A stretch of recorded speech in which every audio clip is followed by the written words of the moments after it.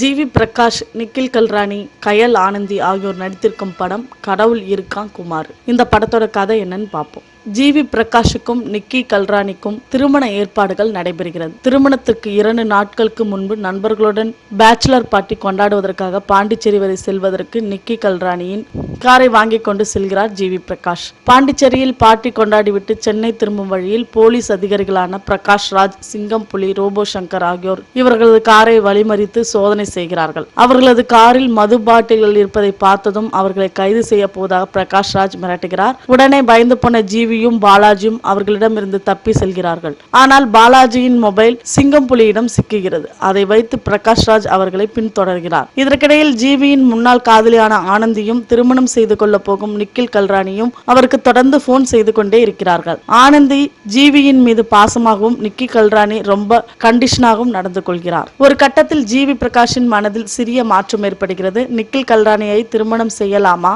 ஆனந்தியை திருமணம் செய்யலாமா என்ற குழப்பமும் ஏற்படுகிறது. இறுதியில் ஜிவியும் பாலாஜியும் பிரகாஷ் ராஜிடமிருந்து தப்பினார்களா, ஜிவி யாரை திருமணம் செய்தார் என்பதை படத்தின் மீதி கதை. ஜிவி பிரகாஷ் வழக்கம் போல் நண்பர்களோடு அரட்டை அடிப்பது, நாயகிகளுடன் இணைந்து டூயட் ஆடுவது என்பது இல்லாமல் இப்படத்தில் கொஞ்சம் நன்றாகவே நடித்திருக்கிறார். நீண்ட வசனங்களை கூட அசால்ட்டாக பேசி அசர வைக்கிறார். நிக்கில் கல்ராணி, ஆனந்தி என 2 கதாநாயகிகளுடன் நெருங்கி நடிப்பதில் எந்தவித தயக்கமும் இல்லாமல் தாராளமாக நடித்திருக்கிறார். அவர்களும் ஜிவி பிரகாஷுக்கு ஈடு கொடுத்து நடித்திருக்கிறார்கள். படத்திற்கு படம் ஆனந்தி மெருகேறி கொண்டே இருக்கிறார். நிக்கில் கல்ராணியும் பார்க்க அழகாக இருக்கிறார்.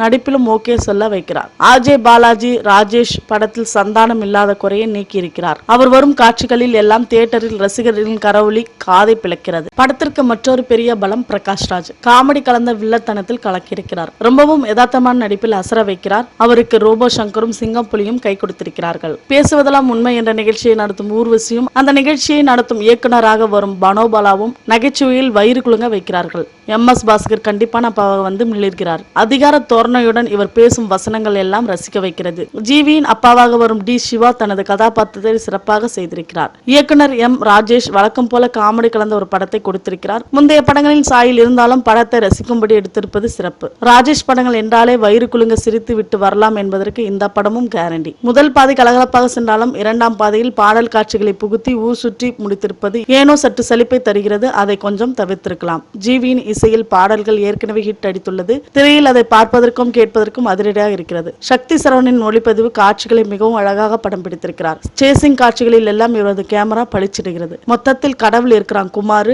கலகலப்பானவன். மேலும் சினிமா தகவல்களுக்கு கீழே உள்ள சப்ஸ்கிரைப் பட்டனை அழுத்தவும்.